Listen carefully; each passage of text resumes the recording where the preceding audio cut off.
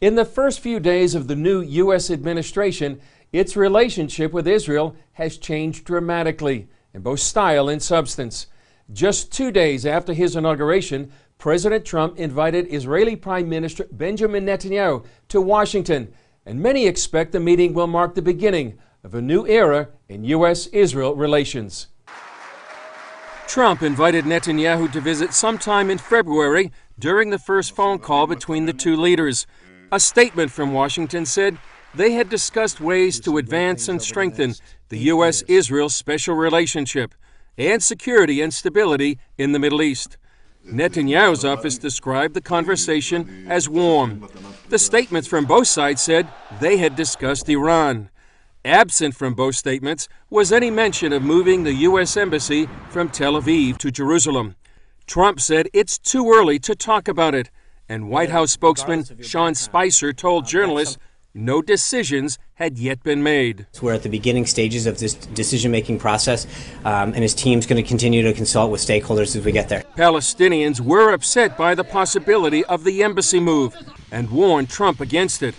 But Jerusalem Mayor Nir Barkat said he applauded Trump and said it sent a clear message to the world that the U.S. recognizes Jerusalem as the indivisible capital of the State of Israel. The Israeli government breathed a sigh of relief following the inauguration. Now the waiting game continues to see how Trump will follow through on his pledges. One of the closest advisors to U.S. President Trump is former New York City Mayor Rudy Giuliani.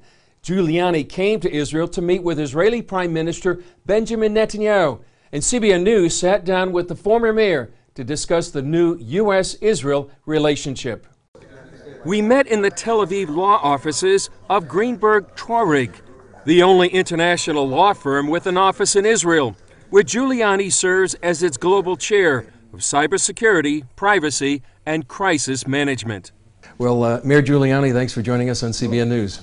Well, thank you. Thanks for having me. You met earlier today with the Prime Minister, and you gave a message, I believe, from President Trump. What kind of message? Well, it was a message of friendship, and I've known the Prime Minister about the same amount of time as I know Mr. Trump, about 25 years, President Trump. They're both close friends of mine, and I just wanted to assure him that from my point of view, the relationship between the United States and Israel has now gone back to normal. Yeah. I thought the last 8 years it was abnormal that we had an American president that didn't support Israel in the way that I was used to, both Republican and Democratic presidents supporting Israel, and that he would now have a president that he could get along with, that shared essentially the same views on the world, and that when they did have disagreements, the disagreements would be in private, the way they should be between friends.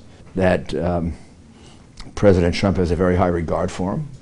I know that from my conversations with him. And then we discussed a few things that are private. Okay. One of the other issues, Mayor, is, and maybe you've talked about with Prime Minister Netanyahu, is the pledge by President Trump to move the U.S. Embassy from here in Tel Aviv to Jerusalem.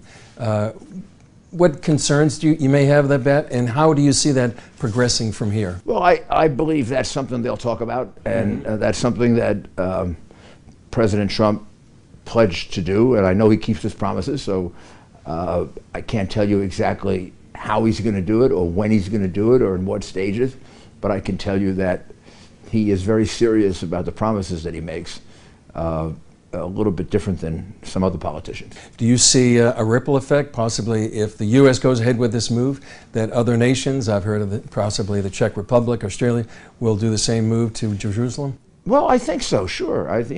Look, Jerusalem is the capital. I've been in favor of this for 20 years, so for me, it's not a new position. I think I was in favor of it before Congress even passed the law that the capital should be in Jerusalem. It just made sense to me. That is the capital of Israel.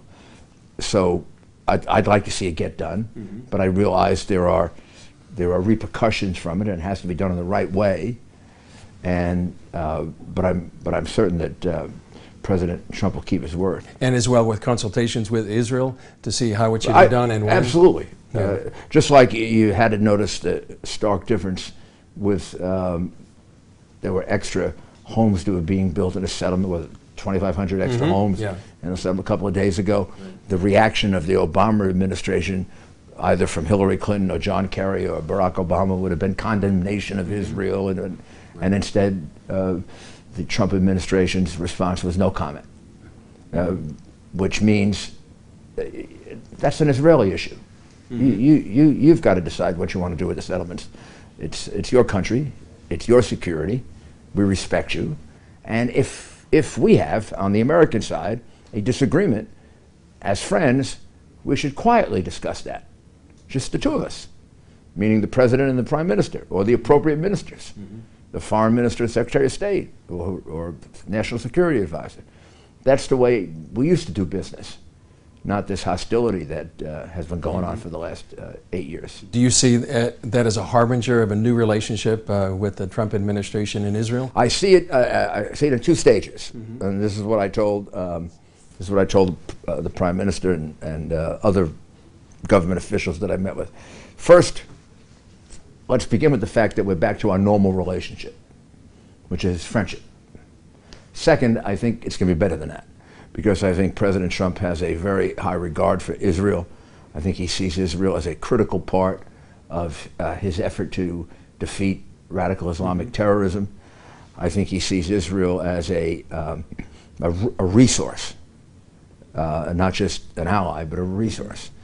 And I know he's surrounded by a group of advisors who have similar views. So I think we can make the friendship even stronger than it was. But we certainly are back to where we used to be. I remember telling Prime Minister Netanyahu some years ago, it must be very uncomfortable being the Prime Minister of Israel and not know whether the American president has your back. Of course, he didn't respond because he's too diplomatic to respond. Well, the American president now has his back, and vice versa.